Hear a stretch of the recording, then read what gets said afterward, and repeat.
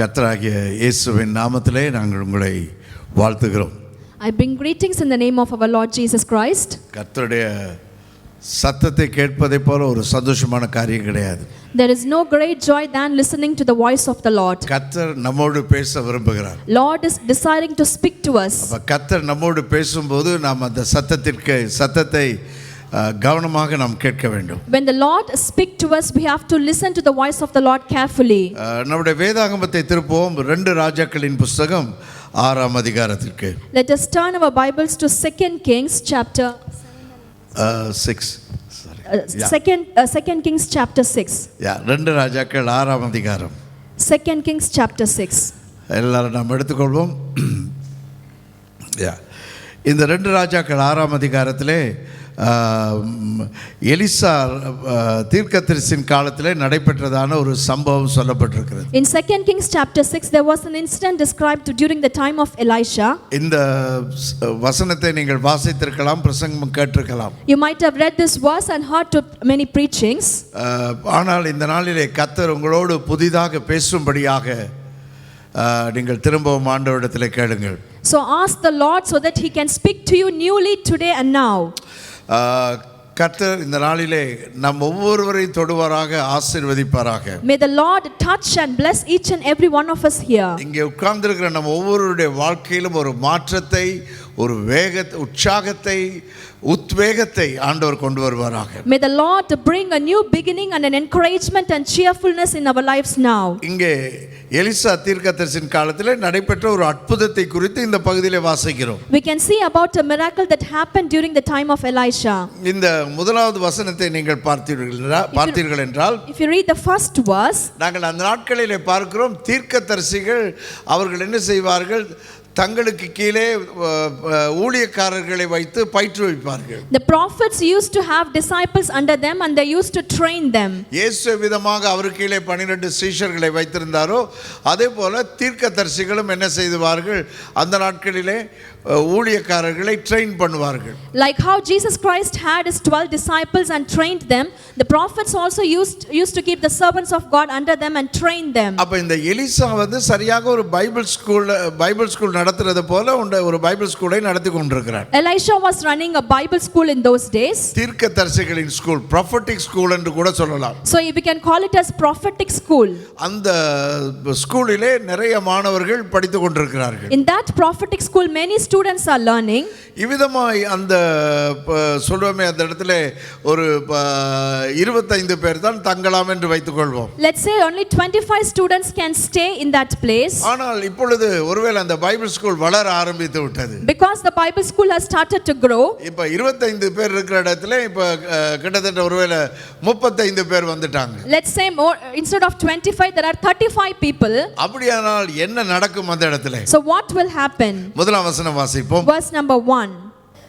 The company of the prophets said to Elisha, look, the place where we meet with you is too small for us. பாருங்கள், முதலாவதா நாங்கள் பார்க்கிற காரியம் என்ன தெரியுமா அந்த வசனத்திலே? The first thing what we read in this verse is, இந்த இடம் வசதி இல்லாமல் இருந்தபடினாலே, because there was no comfort in that place, எல்லாருக்கும் போதுமானதா இல்லாதபடினாலே, because there was no enough space for everyone, அங்கே நெருக்கமாக இருந்தது என்று பார்க்கிறோம். They are saying that it was too small for them. அவர்களுக்கு நெருக்கமாக இருந்தது. It was too crushing for them. அதாவது they felt uneasy, அவங்களுக்கு கஷ்டமாக இருந்தது. They felt uneasy and difficult in that place. நெருக்கமாக இருந்தது. Uneasiness in that situation. அந்த சூழ்நிலை குறித்து ஒரு நெருக்கமாக இருந்தது. So because of the situation they felt uneasiness. அந்த காலேஜை குறித்து அவர்களுக்கு ஒரு நெருக்கமாக இருந்தது. They were uneasy about the college. அருமையான சகோதர சகோதரிகளே, dear beloved brothers and sisters, கர்த்தர் நம்மையும் ஒரு ஆலயத்திலே கொண்டு வந்து வைத்திருக்கிறார். Lord has also kept us in a church. ஒரு பாஸ்டரை நமக்கு மேல வைத்திருக்கிறார். Lord has kept a pastor before us. விசுவாசிகளாக நம்மை வைத்திருக்கிறார். Lord has kept us as believers in this church. இப்ப கிட்டத்தட்ட நாம் நினைக்கிறேன், நாம் 2 வருஷமாக நாங்கள் சபை இங்கே நடத்தி கொண்டிருக்கிறோம். For closely 2 years we are running the church here in West Drayton.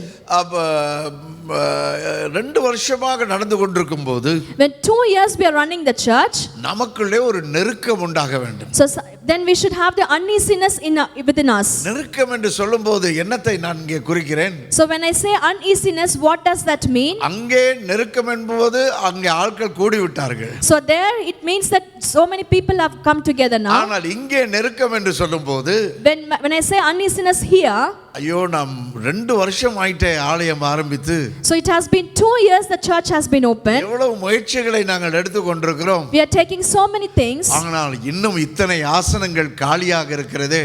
But still there are so many chairs that are empty even now. அப்படி ஒரு வேதனை, ஒரு கலக்கம், ஒரு நெருக்கம் நமக்குள்ளே உண்டாக வேண்டும். So that kind of a burden and uneasiness we should have in our hearts. சபை வளர வேண்டுமானால், If church has to grow, சபையிலே கர்த்தர் கிரியை செய்ய வேண்டுமானால், if Lord has to work in the church, சபையிலே ஆண்டவர் புதிய ஆத்துமாக்களை கொண்டு வர வேண்டுமானால், if Lord has to bring new souls into the church, இந்த விதமான ஒரு நெருக்கம், பாரம் நமக்கு தேவை. so we have to have that kind of a burden and uneasiness within our heart. ஆண்டவரே எங்களுடைய சபையை நீர் நிரப்பணுமே. Oh Lord, you fill our church. ஆண்டவரே எங்களுடைய சபையை நீர் சந்திக்க வேண்டுமே. Lord, you have to meet our church. ஆண்டவரே எங்களுடைய சபைக்கு ஆட்களை கொண்டு வர வேண்டுமே. Lord, you bring souls into our church. எங்களுடைய சபையிலே ஒரு மாற்றம் உண்டாக வேண்டுமே. Lord, there should be a transformation in our church. எங்களுடைய சபையிலே ஆவியானவர் கிரியை செய்யணுமே. The Holy Spirit of God should work in our church. எங்களுடைய சபையிலே அற்புதங்களும் அடையாளங்களும் நடக்க வேண்டுமே. There should be miracles and wonders happening in our church. எங்களுடைய சபையிலே ஒரு எழுப்புதல் உண்டாக வேண்டுமே. There should be revival in our church. நாங்கள் வெறுமனே இப்படி உட்கார்ந்து இருக்கிறோமே. Oh, we are sitting simply. நாங்க முன்னுக்கும் போறோம் இல்ல. We are not going forward. நாங்க பின்னுக்கும் போறோம் இல்ல. We are not going backward. இருக்கிற இடத்துல இருக்கிறோமே. We are staying wherever we are. என்று அந்த விதமான ஒரு நெருக்கம், ஆத்மாவிலே ஒரு நெருக்கம் சபையில் இருக்கிற நம் ஒவ்வொருவருக்கும் அவசியமாக இருக்கிறது. So we should have that kind of a burden and uneasiness in our soul to everyone in the church. அப்போஸ்தலனாகிய பவுல் என்ன சொல்லுகிறார்? Apostle Paul says, அதாவது கிறிஸ்து இயேசுவின் அன்பு என்னை நெருக்கி ஏவுகிறது என்று சொல்லுகிறார். the love of Christ is crushing me and pushing me forward. Constraining me, என்னை நெருக்குகிறது என்று சொல்லுகிறார். The love of Christ is constraining me, says Paul. ஏன் நெருக்குகிறதா? Why is that constraining him? ஐயோ, ஆத்துமாக்கள் அழிந்து கொண்டிருக்கிறார்கள். Or the souls are destroying. ஆத்துமாக்கள் நரகத்தை நோக்கி போய் கொண்டிருக்கிறார்கள். The souls are going towards hell. என்று அவருடைய உள்ளம் என்ன செய்கிறதாம்? அவரை நெருக்குகிறதாம். So his heart was burdened and constraining him. அருமையான தேவனுடைய பிள்ளைகளே, Dear beloved children of God, இவ்விதமாக அந்த விதமான ஒரு நெருக்கம் நம் ஒவ்வொருவருடைய உள்ளத்திலும் காணப்பட வேண்டும். let that kind of an uneasiness be found in each and every one of our hearts. அது அந்த நெருக்கத்தோடு கூட என்ன உண்டாக வேண்டும்? அடுத்ததாக, Along with that uneasiness, what next we should have? ஒரு தாகம் உண்டாக வேண்டும். We should have a thirst. தாகம். என்ன தாகம்? What kind of a thirst? பாருங்க, இயேசு சுவாமி சிலுவையில் அறையப்பட்ட நேரத்திலே, On the day when Jesus Christ was crucified on the cross, இயேசு பேசின 7 வார்த்தைகளிலே, on the 7 words that Jesus Christ spoke, அவர் பேசின ஒரு வார்த்தை என்ன? there is one word that he spoke. தாகமாய் இருக்கிறேன் என்றார். He said, I am thirsty. சரீர பிரகாரமாக அவர் தாகமாய் இருந்திருக்கலாம், அது உண்மைதான். It is true that physically he could have been thirsty. ஏனென்றால் வியாழக்கிழமை இரவிலிருந்து அவர் அடி வாங்கியிருக்கிறார், காயப்பட்டிருக்கிறார், ரத்தம் சிந்தி இருக்கிறார். Because from Thursday night he has gotten beatings and he has shed his blood. ஆனால் அந்த எல்லா தாகத்தை விட, But more than any physical thirst, இயேசுவின் தாகம் என்ன தெரியுமா? do you know what is the thirst of Lord Jesus Christ? நீங்களும் நானும் ரட்சிக்கப்பட வேண்டும். You and I should be saved. நீங்களும் நானும் சுகமடைய வேண்டும். You and I should be healed. நீங்களும் நானும் ஆசீர்வாதம் அடைய வேண்டும். You and I should be blessed. நீங்களும் நானும் பரலோகம் வந்து சேர வேண்டும். You and I should reach heaven. இதுதான் அவர்களுடைய தாகமாக This இருந்தது. was his thirst and is now. அருமையான சகோதரனே, சகோதரியே, Dear beloved brothers and sisters, நம்மிலே எத்தனை பேருக்கு அந்த தாகம் இருக்கிறது? how many of us are having such kind of a thirst within us? நான் இந்த சபைக்கு இவ்வளவு காலம் வந்துகிட்டு இருக்கிறேன். I have been coming to this church for so நான் long. இன்னும் புதிய ஆத்துமாக்களை இந்த சபைக்குள்ள கொண்டு வரணும். I need to bring new souls into the church. மற்ற அநேகருக்கு இயேசுவை பற்றி எடுத்து சொல்லணும் I need to tell about Jesus Christ to so many people outside. என்று அந்த விதமான ஒரு தாகம் நமக்கு இருக்கணும். So we should have that kind of a thirst trust within us. எவ்வளவு தமிழ் பீப்பிளை நாங்கள் இப்ப சந்திக்கிறோம். How many Tamil people we are meeting around எத்தனை us? தமிழ் பீப்பிள் நம்மோடு வேலை செய்கிறார்கள். How many Tamil people are working along with us? நாம் இருக்கிற ஃபிளாட்ல வீட்டு பக்கங்களிலே இருக்கிறார்கள். Near to our flat and surroundings, there are so many people. ஸ்கூல்ல மார்க்கெட்ல எத்தனை பேரை சந்திக்கிறோம். We meet so many people in the school and in the market. பிள்ளைகளை நாம் கொண்டு போகும்போது அங்க இன்னும் எத்தனை தமிழ் பேரண்ட்ஸ் வராங்க. As we take the children, we meet so many Tamil parents. ஏன் நாம் அவர்களை அழைக்க கூடாது? Why shouldn't we invite them? ஏன் அவர்களுக்கு நாம் இயேசுவை பற்றி எடுத்து சொல்லக்கூடாது? Why shouldn't we tell about Jesus Christ to them? இந்த தீர்க்கதரிசிகளுக்கு தீர்க்கதரிசிகளுடைய உள்ளத்திலே ஒரு நெருக்கம் இருந்தது. So in the hearts of the prophets there was an uneasiness. அடுத்ததாக இரண்டாவதாக நாங்கள் பார்க்கிறோம். Secondly, we see இரண்டாவது வசனத்திலே second verse. வாசிங்க.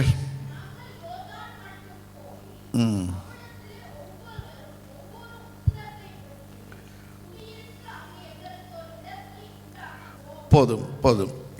Let us go to the Jordan where each of us can get a pole and let us build a place.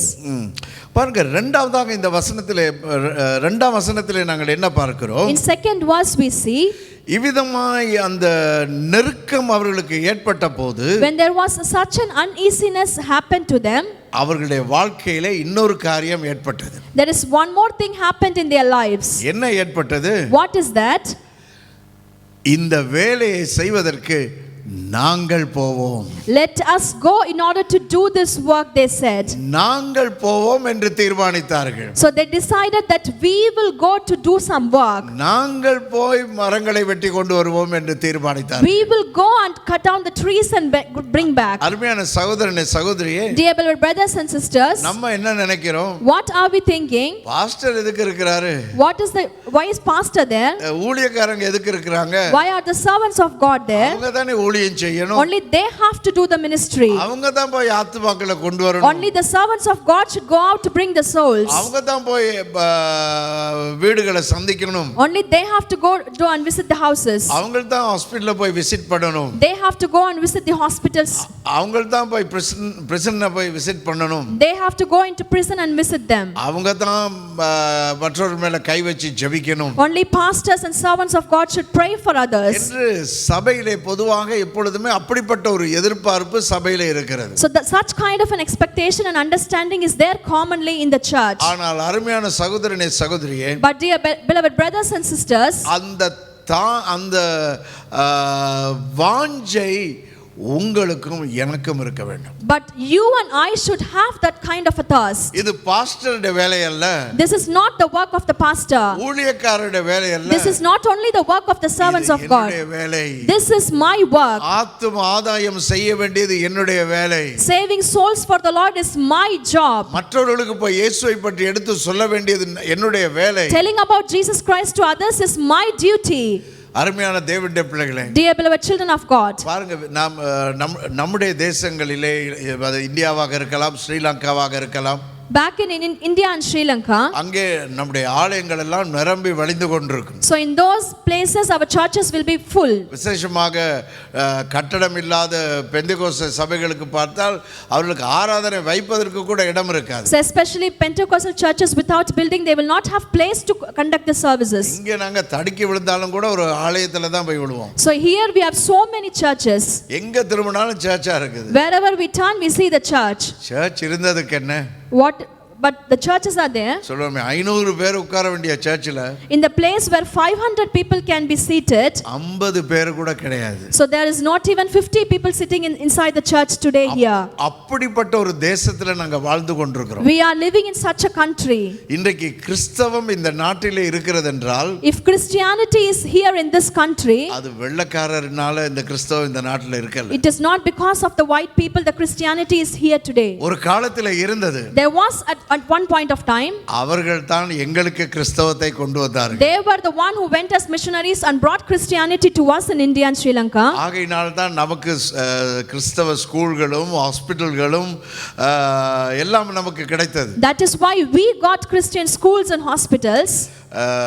ஆனால் இன்றைக்கு நாங்கள் அவர்களுக்கு சுவிசேஷத்தை கொண்டு போகும்படியாக அழைக்கப்பட்டிருக்கிறோம். But today you and I are called in order to take the gospel to these people here. எல்லாருக்கும் சுவிசேஷத்தை அறிவிக்க ஆரம்பிங்க. Start to share about the gospel to everyone around you. உங்களோட வேலை செய்யற வெள்ளைக்காரனாக இருக்கட்டும். It could be white people who is working along with you. அவங்கள பக்கத்துல இருக்க ஒரு நல்ல ஆங்கில சபைக்கு அனுப்புங்க. So ask them to go to a good church nearby. ஒரு சைனாக்காரரா சைனா சபைக்கு அனுப்புங்க. If he's a Chinese, ask them to go to a China church. ஒருவேளை நம்முடைய இந்தியா இலங்கை சேர்ந்தவர்களாக இருந்தா இங்க கூட்டிட்டு வாங்க. So if they are from India and Sri Lanka, ask them to come here. South hall பக்கத்துல உள்ளவங்களா தான் சவுத் ஹால் பெத்னி சர்ச்சுக்கு அனுப்புங்க. If they are near South Hall, ask them to go to South Hall. Harrow Kenton பகுதின்னு சொன்னா pastor சபைக்கு அனுப்புங்க. So if they are near Harrow and Kenton, then ask go to Kenton Church. அவங்க அங்க கென்டன்ல இருக்கிறார்கள், அவங்க இங்க வருவாங்களா? So if they are in Kenton, will they come here? வர மாட்டாங்க தான். They will not come. ஆனா நீங்க கென்டனுக்கு அனுப்பலாம். But you can send them to Kenton Church. எங்கே பக்கத்துல ஆலயம் இருக்கிறதோ அங்கே அனுப்புங்க. So wherever the church is near to them, you ask them to go there. இந்த சபை வளர வேண்டுமானால், If this church has to grow, இந்த சபையில் இருக்கிற ஒவ்வொரு விசுவாசியும் அவர்கள் ஒரு பொறுப்பெடுக்கணும். so each and every single believer in this church should take a responsibility in their hands. I will go.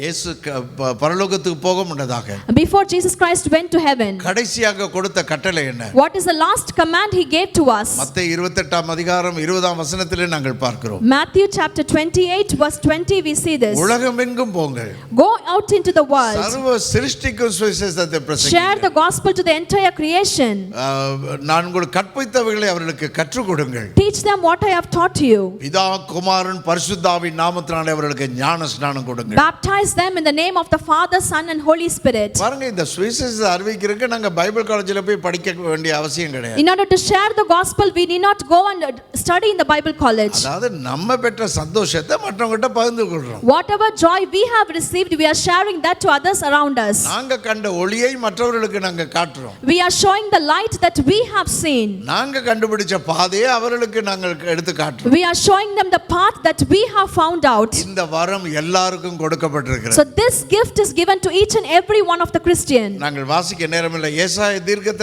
தீர்க்கதரிசனத்திலே நாங்கள் வாசிக்கிறோம். We can see in the book of Isaiah. அநேகரை நீதிக்குட்படுத்துகிறவர்கள்,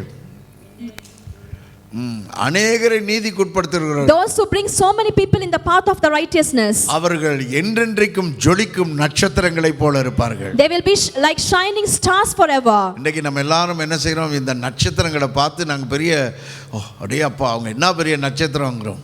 So we look at the stars and wonder at the beauty of the stars. இல்லையா? தளபதிங்கிறான், கேப்டனுங்கிறான், அதுங்கிறான், இதுங்கிறான், அவங்கள பார்த்து நம்ம எல்லாம் ஏதோ பெரிய மயங்கி போய் நிக்கிறோம். We are amazed on the worldly stars that we see. செலிபிரிட்டிஸை பார்த்து நாங்க என்ன செய்றோம்? பெருசா நாங்க அவங்கள என்னமோன்னு நினைக்கிறோம். So we we see the celebrities and then we celebrate them so much. அப்போ அவங்களோட பணம் என்ன, அவங்களோட புகழ் என்ன, அவங்களோட கார் என்ன, வேன் என்ன புகழ்றோம். So what a great status, car and money they have, we wonder at them. ஆனால் அந்த நட்சத்திரங்கள் எல்லாம் கொஞ்ச நாளைக்கு தான் அது ஷைன் பண்ணும். But those worldly stars will shine for temporary period of time. கொஞ்ச காலத்துக்கு அப்படி ஷைன் பண்ணிக்கிட்டு இருக்கும். So for some period of time they might be shining. திடீர்னு பாத்தீங்கன்னா அந்த வெளிச்சம் எல்லாம் மங்கி போயிடும். So after some time the light will go away from them. நான் உங்களுக்கு சொல்லுகிறேன். I tell you this. சகோதரனே சகோதரி உங்களுக்கு சொல்லுகிறேன். Dear beloved brothers and sisters, I tell you this. நீங்கள் இந்த சபைக்கு ஆத்துமாக்களை கொண்டு வருவீர்கள் என்றால், If you bring souls to this church, பரலோகத்தின் பிதா தாமே சொல்லுகிறார், the heavenly Father himself tells you, நீங்கள் என்றென்றைக்கும் ஜொலிக்கும் நட்சத்திரங்களாய் இருப்பீர்கள். you will be a shining star forever. Hallelujah. Hallelujah. Amen. Amen. இதற்கு தான் நாம் அழைக்கப்பட்டிருக்கிறோம். So for this is we have been called. அடுத்ததாக மூன்றாவதாக நாங்கள் பார்க்கிற காரியம் என்ன தெரியுமா? Next thing we see, இவர்கள் என்ன செய்கிறார்கள்? அந்த தீர்க்கதரிசியிடத்தில் போய் கேட்குறாங்க, நாங்கள் போய் இந்த மரங்களை வெட்டிட்டு வரலாமா? so they are asking the prophet, shall we go and cut down the tree and come back? அப்போ மூன்றாவதாக நாங்கள் என்ன பார்க்கிறோம்? Fourthly we are seeing, அவர் சொல்லுகிறான், நீங்கள் போங்கள் என்று சொல்கிறதை the பார்க்கிறோம். prophet says go. நீங்கள் போங்கள் என்று சொல்லுகிறார். The prophet says you go. அருமையான தேவனுடைய பிள்ளைகளே, Dear beloved children of God, மூன்றாவது நம்முடைய வாழ்க்கையில ஊழியத்தில் காணப்பட வேண்டிய காரியம் அதுதான். So that is what the next thing that that has to be seen in our ministry. இன்றைக்கு பார்த்தா பலர் என்ன செய்வாங்க, ஒரு நேரம் இந்த சபையில் இருப்பாங்க, இன்னொரு நேரம் இன்னொரு சபையில் இருப்பாங்க. So some people will be in one church and some others will be in another church for some time. இங்கே 3 மாசம் இருப்பாங்க, அங்க ஒரு வருஷம் இருப்பாங்க, பிறகு அங்க இன்னொரு 2 வருஷம் இருப்பாங்க இன்னொரு சபையில். So some people will be in one church for 3 months and another church for 6 months and another church for some other time. சபையா ஓடிக்கிட்டு இருப்பாங்க. So they will be running from one church to another church. இல்லாட்டா சொல்லுவாங்க, Otherwise they will say, இயேசு போங்கள்னு சொல்லிருக்காரு தானே, so Lord Jesus Christ has said to go, ஆனா நான் இங்க ஊழியம் செய்ய போறேன், so therefore I'm going there, அங்க ஊழியம் செய்ய I'm போறேன், going to ministry some other place, இங்க ஊழியம் செய்ய I'm போறேன், going to go over somewhere else. தாங்களாகவே நினைச்சு இப்ப ஓடிக்கிட்டு இருப்பாங்க. So they will think to themselves and continue to run from one place to another. ஆனால் இங்கே நாம் என்ன பார்க்கிறோம், But here what we see, அந்த தீர்க்கதரிசி அந்த பாஸ்டருடைய அனுமதியோடு தான் அவர்கள் என்ன செய்கிறார்கள், புறப்பட்டு போகிறார்கள். so here we see that with the permission of that prophet under whom they are getting the permission from him and then they are going. இயேசு சொன்னது உண்மைதான். It is true what Jesus Christ said. புறப்பட்டு போங்கள் என்று சொன்னார். Lord Jesus Christ said you go out. ஆனால் எங்கே இருந்து புறப்பட்டு போங்கள், from where you should start out, நாம் இருக்கிற சபையிலிருந்து புறப்பட்டு போக வேண்டும். from wherever church we are planted, from there we have to start out and go out. அப்போஸ்தலர் நடபடிகள் புத்தகத்தை முழுமையாக நாம் வாசித்து பார்ப்போம் என்றால், in the book of Acts we can see, அங்கே முதலாவது பேதுருவும் யோவானையும் பார்க்கிறோம். we can see about Peter and John. பிறகு பவுலும் சீலாவையும் பார்க்கிறோம். then we can see about Paul and Silas. பவுலும் பர்னபாவையும் பார்க்கிறோம். then we can see about Paul and Barnabas. அவர்கள் என்ன செய்கிறார்கள், போக முன்னதாக அங்கே சபை போதகரிடத்திலே அப்போஸ்தலரிடத்திலே அவர்கள் ஆசீர்வாதம் வாங்குறாங்க. so before they are set out and go out for the ministry, they get the blessings of that church's pastor. நாங்கள் கலாத்தியாவுக்கு போகிறோம், we are going to Galatians, நாங்கள் தெசலோனிக்கேக்கு போகிறோம், we are going to Thessalonians என்று அவருடைய ஆசீர்வாதத்தோடு அபிஷேகத்தோடு கடந்து போகிறார்கள். so along with the blessings of the pastor and they go out in order to do the ministry. பிறகு அங்கெல்லாம் ஊழியம் செய்த பின்பு after they do the ministry in those places, அவங்க திரும்பி வர்றாங்க. they come back to the same place. சொல்றாங்க, அப்போஸ்தலரை பார்த்து சொல்றாங்க, they come back and give the report to the apostles and says, நீங்க எங்களை அனுப்புனீங்க, you sent us, எங்களை பிலிப்பு பட்டணத்துக்கு அனுப்புனீங்க, you sent us to Philippians, இவ்வளவு பேர் ரட்சிக்கப்பட்டாங்க, these many people got saved, இவ்வளவு பேர் சுகமடைந்தாங்க, these many people got healed, இல்லாவிட்டால் நீங்க கலாத்தியா சபைக்கு கொடுக்கும்படியாக நீங்க பணத்தை கொடுத்தீங்க, you gave us the money in order to give to the church of Galatians, எபேசிய சபைக்கு கொடுக்கும்படியாக இந்த பணத்தை கொடுத்து அனுப்புனீங்க, to send the money to Ephesians, இந்த நாங்க இவ்வளவு பணத்தை கொண்டு கொடுத்துட்டு வந்தோம், so this much amount of money we gave them and came back, இந்த ரிசீட்டை கொண்டு வந்திருக்கிறோம். this is the receipt. இவ்விதமாய் போகும்போது அனுமதியோடு போகிறார்கள், so they went out with the permission, திரும்பி வந்து ரிப்போர்ட் கொடுக்கிறார்கள். again they come back and gave a report to them. ஆகவே நாம் ஒரு சபையில இருக்கிறோம் என்றால், if we are associated in a church, அந்த சபையின் அனுமதியோடு, with along the permission of that church, அந்த ஊழியக்காரரின் அபிஷேகத்தோடு, with the anointing of the church's pastor, நாம் என்ன செய்ய வேண்டும், ஊழியத்திற்கு நாங்கள் கடந்து போக வேண்டும். then we have to set out and go out to do the ministry. ஏனோ நம்ம சும்மா அப்படியே போக கூடாது. we should not just go out like that. பாருங்க, நம்ம ஊர்ல எல்லாம், நம்ம இந்தியால ஸ்ரீலங்கால எல்லாம் பார்க்கிறோம், என்னது ரோட்ல வந்து கார் பஸ் மட்டும் இல்ல போறது.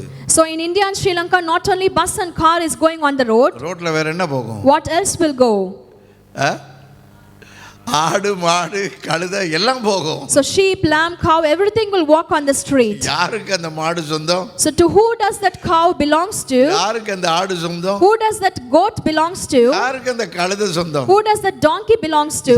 யாருக்குமே தெரியாது. so nobody knows. அது பாட்டுல அந்த ரோட்ல போயிட்டே, so it would just keep on walking by itself. நாய்களும் அப்படிதான், so dogs are also like that, பூனைகளும் அப்படிதான், cats are also like that. அப்ப இதுக்கெல்லாம் இங்கிலீஷ்ல என்ன வார்த்தையோ தெரியல, தமிழ்ல சொல்லுவோம் கட்டாக்காளின்னு சொல்லுவோம். அது ஒரு இடத்துல கட்டுப்பட்டு இருக்காது. so it will not be controlled and tied up in one place. அது இங்கேயும் போகும் அங்கேயும் போகும். so it is uncontrollable and goes here and there. அப்படிப்பட்ட விசுவாசியாக நம்ம இருக்கவே கூடாது. we should not be like that kind of a believer.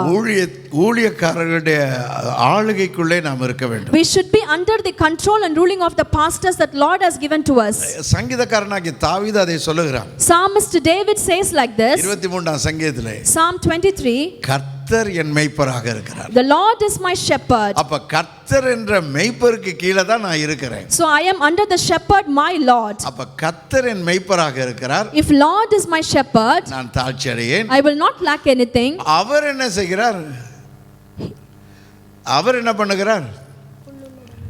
என்னை புல்லுள்ள இடங்களிலே கொண்டு போய் மேய்க்கிறார். He will lead me into the green pastures. அமர்ந்த தண்ணீர்கள் அண்டையிலே கொண்டு He போகிறார். will lead me to the still waters. என் ஆத்துமாவை தேற்றுகிறார். He will comfort my soul.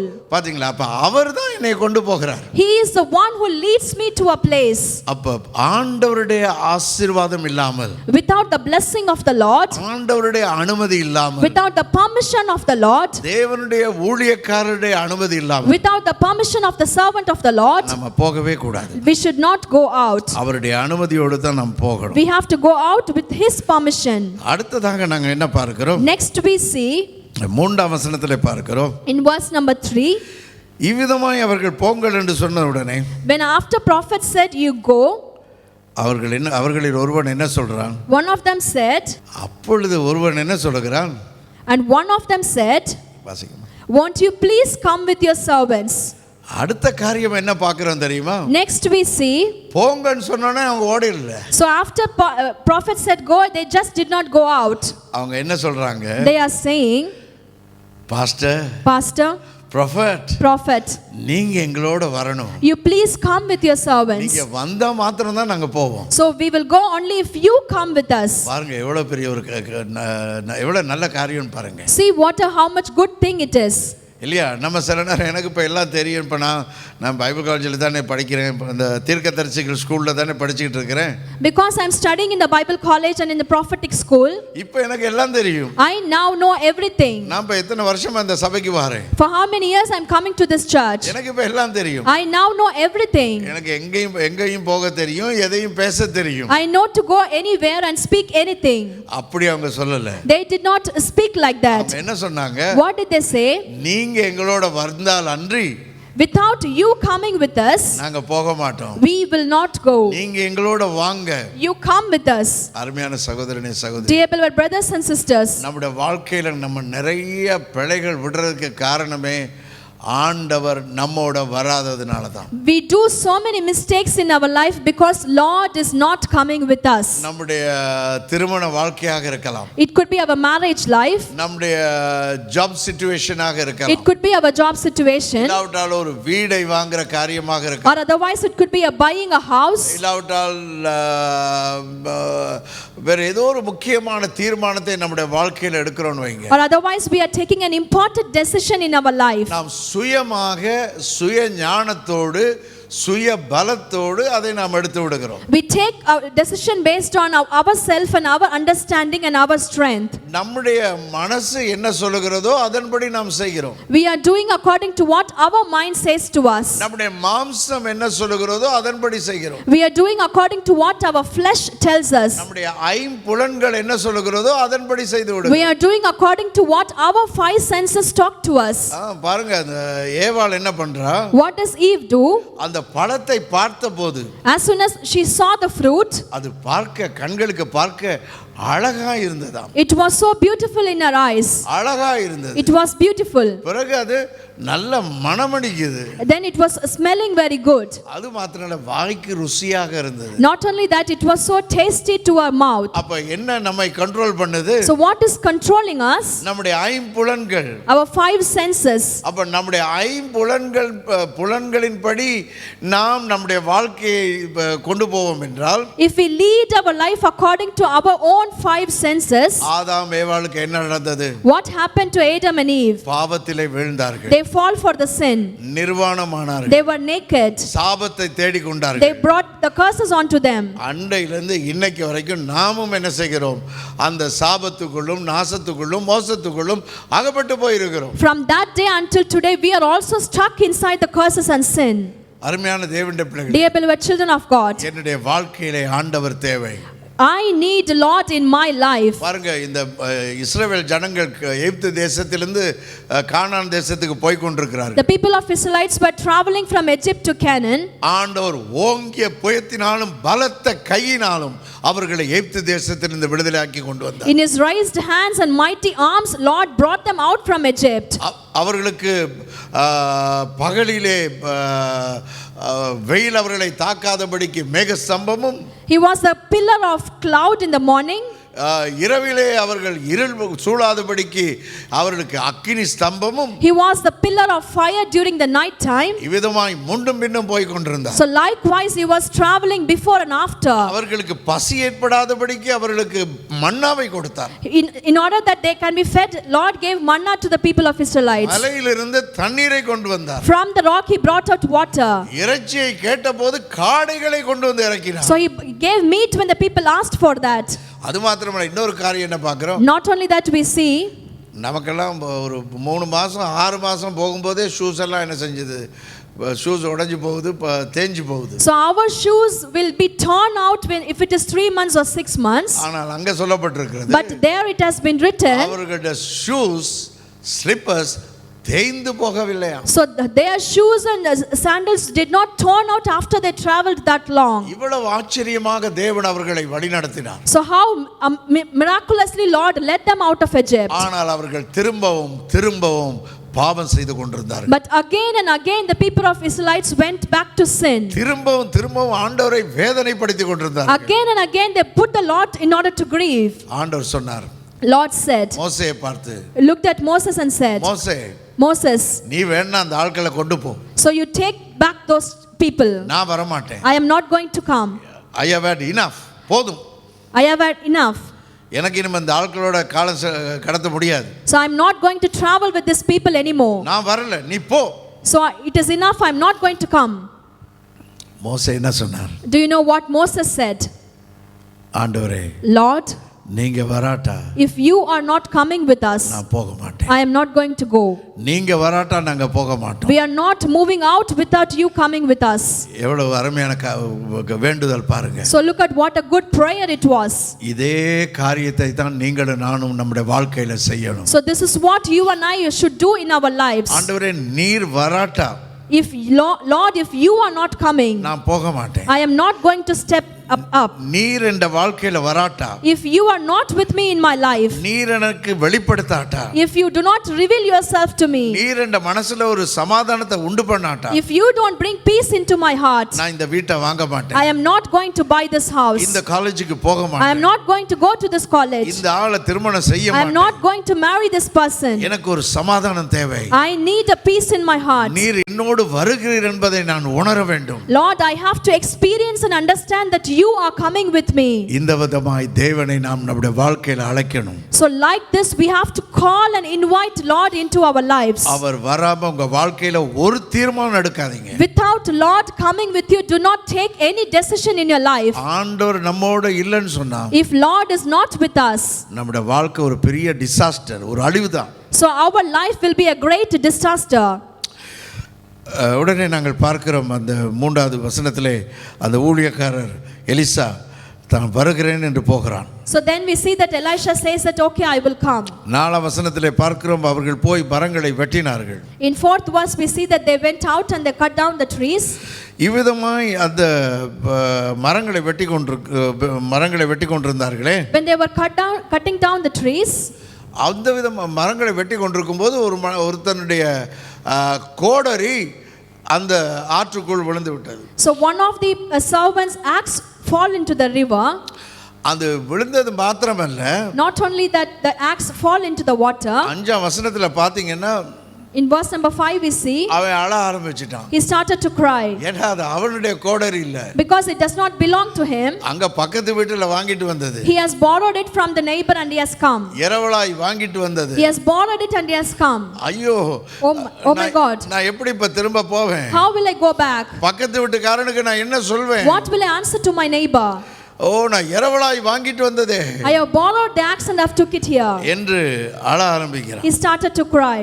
தேவனுடைய மனுஷனை நோக்கி அழ ஆரம்பிக்கிறான். He started to cry to the man of God. ஐயோ ஆண்டவனே, Oh my God, அது இரவலாய் வாங்கப்பட்டதே it was borrowed. என்று கூவினான். He started to cry out. அருமையான சகோதரனே சகோதரி, Dear beloved brothers and sisters, அடுத்ததாக பார்க்கிற காரியம் என்ன தெரியுமா? what is the next thing that we see? இவனுடைய கோடரி விழுந்தது. As soon as he lost the axe, நம்முடைய வாழ்க்கையிலே கோடரி விழுந்திருக்காது.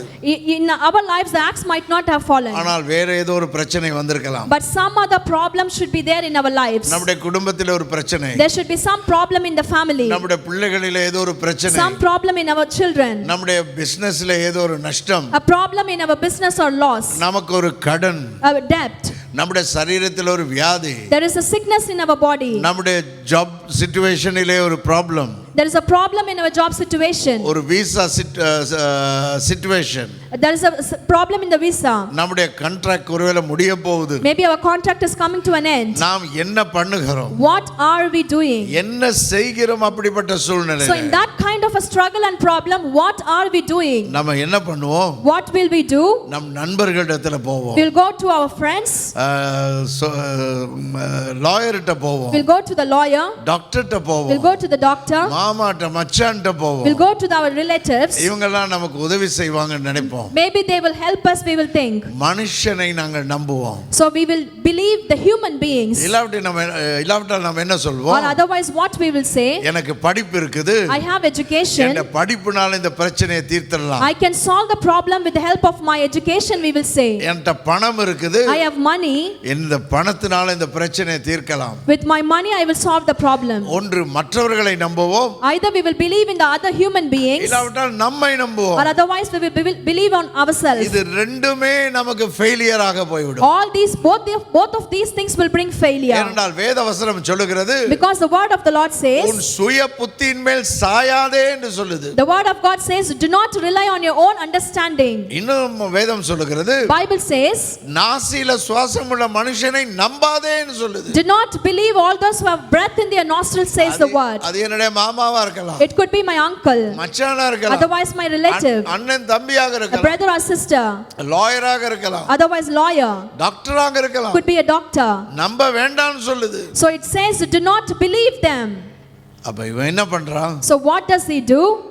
அவன் பக்கத்தில் இருக்க தன்னுடைய மற்ற ஸ்டூடெண்ட்ஸ் அவங்கள்ட்ட கூட அவன் கத்தல. So he did not cry out to the other students close by. அவன் தேவனுடைய மனுஷனை நோக்கி கத்துகிறான். He goes and cry out to the man of God. உங்களுடைய கஷ்டத்திலே, So in the midst of your struggle, உங்களுடைய சூழ்நிலையிலே, in your situation, உங்களுடைய வேதனையிலே, in your struggles, உங்களுடைய கண்ணீரிலே in your tears, யாரை நோக்கி கூப்பிடுவீர்கள்? whom are you going to call out? பரலோகத்தின் தேவனை நோக்கி கூப்பிட ஆரம்பிங்க. Start to call out the heavenly Father. பரலோகத்தின் தேவனை நோக்கி கதற ஆரம்பிங்க. Start to cry out to the heavenly Father. நீங்கள் கர்த்தரை நோக்கி கூப்பிடும்போது When you call out to the Lord, கர்த்தர் உங்களுடைய சத்தத்திற்கு செவி கொடுப்பார். Lord will listen to your voice. Hallelujah. Hallelujah.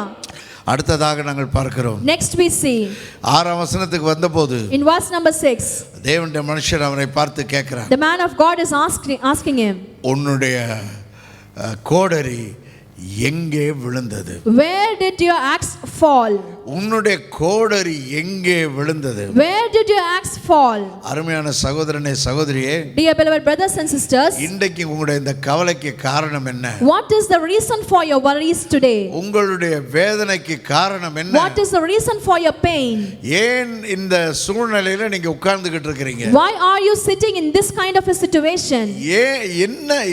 எது உங்களை இன்றைக்கு இந்த சிச்சுவேஷனுக்கு கொண்டு வந்தது? What is the reason that has brought you to this situation? நாம் எங்கேயோ விழுந்திருக்கிறோம். We have fallen in some place. எங்கேயோ விழுந்திருக்கிறோம். We have fallen in some place. இன்றைக்கு நாம் கன்னத்திலே கையை வைத்துக்கொண்டு உட்கார்ந்திருக்கிறோம் என்றால், So if you are sitting sadly today, அடுத்தது என்ன செய்வதென்று தெரியாமல் உட்கார்ந்து கொண்டிருக்கிறோம் if you are sitting without knowing what next to do, கவலையோடு இருக்கிறோம் என்றால், if you are sitting with worries, கண்ணீரோடு இருக்கிறோம் if you are sitting என்றால், with tears, எங்கேயோ விழுந்திருக்கிறோம். we have fallen in some place. தேவனுடைய மனுஷன் அவனை பார்த்து கேட்கிறார், The man of God is asking him, எங்கே விழுந்தது? where did it fall? உன்னுடைய கோடரி எங்கே விழுந்தது? Where did your axe head fall? அருமையான சகோதரனே சகோதரியே, Dear beloved brothers and sisters, கோடரி இங்கே விழுந்திருந்தால் if axe head has fallen here, அந்த கோடரியை அங்கே எடுக்க முடியாது. we cannot take that in some other place. அது விழுந்த இடத்திலிருந்து தான் எடுக்க வேண்டும். We have to take from where it has fallen. அப்ப நாம் எங்கே விழுந்தோம்? Where did we fall? எங்கே ஒரு தவறை விட்டோம்? Where did we do a mistake in our life? எங்கே ஒரு சோதனையில் அகப்பட்டோம்? Where did we get caught in a test? எங்கே பிசாசு நம்மை பிடித்து கொண்டான்? Where did the Satan got hold of us? எங்கே நாம் அவனுடைய நயவஞ்சக வலையிலே விழுந்தோம்? Where we have been deceived by the devil? அந்த இடத்திலிருந்து தான் நம்முடைய வாழ்க்கையை திருப்பி எடுக்க வேண்டும். So we have to take back our life from where we have fallen. அதை எந்த ஒரு மனுஷனாலும் செய்ய முடியாது. No human being in this world can do that. ஆண்டவரால் மாத்திரமே அதை தூக்கி எடுக்க முடியும். Only the Lord can bring us out from that situation. நாம் விழுந்து கிடக்கிற இடத்திலிருந்து ஆண்டவர் ஒருவரால் மாத்திரம்தான் தூக்கி எடுக்க முடியும். Only Lord can pull us up from where we have fallen. ஆகையினாலே மனுஷரை கூப்பிட வேண்டாம். So do not call human beings around you. தேவனை நோக்கி கூப்பிடுங்க. Start to call upon the Lord. அவர் நீங்க விழுந்த இடத்திலிருந்து உங்களை தூக்கி எடுப்பார். He will pull you up from the place where you have fallen. அந்த கெட்ட குமாரன் அவன் விழுந்து கிடந்தான். The prodigal son was fallen in a place. அவன் விழுந்து கிடந்த அந்த இடத்திலே In the same place where he was fallen, கர்த்தர் அவனுடைய உள்ளத்திலே ஒரு குற்ற உணர்வை உண்டு பண்ணுகிறார். Lord is convicting him in his heart. ஐயோ எங்க அப்பா வீட்டுல Oh, in my father's house, வேலைக்காரருக்கு கூட எவ்வளவு நேர்த்தியான சாப்பாடு. the servants also will get good food. எவ்வளவு நல்ல வசதியாக இருக்கிறார்கள். How comfortable they live. நான் இந்த பன்றி கூட்டுக்குள்ள உட்கார்ந்து பன்றி கூட்டுட சாப்பாடை சாப்பிட்டுக்கிட்டு இருக்கிறேனே. I am sitting in the pig's house and eating the food of pig. என்ற அந்த உணர்வு வந்தது. When he got that feeling in that place, அவன் விழுந்து கிடந்த இடத்திலே in the same place where he was fallen, தேவன் அந்த குற்ற உணர்வை கொண்டு வருகிறார். Lord is convicting him in his heart. ஆண்டவரிடத்துல சொல்லுங்க. Tell to the Lord, ஆண்டவரே நான் விழுந்த இடம் இதுதான். Lord, this is the place where I have fallen. நான் அங்க தான் விழுந்தேன். Lord, I have fallen here. இந்த சூழ்நிலையில தான் விழுந்தேன். Lord, I have fallen in this kind of a situation. இங்க தான் என்னோட தோல்வி வந்தது. This is where I faced my failure. இங்க தான் நான் கண்ணீர் சொரிய வேண்டி வந்தது. Lord, this is where I shed all my tears. என்று ஆண்டவரிடத்தில் நீங்கள் சொல்லும் பொழுது, So when you tell this to the Lord, அந்த இடத்திலிருந்து உங்களை தூக்கி எடுக்க வல்லவராக Lord is powerful enough to pull you out in the same place where you have fallen. இவ்விதமாய் சொன்னபோது After he said so, 6ஆம் வசனத்திலே நாங்கள் பார்க்கிறோம். verse number 6 we see, அந்த இடத்தை அவன் காண்பித்த போது when he showed that place, தேவனுடைய மனுஷன் என்ன செய்தானாம்? what did the servant of God did? அவன் என்ன செய்தானாம்? ஒரு மரத்திலே ஒரு கொம்பை வெட்டி, He cut down a stick from the tree.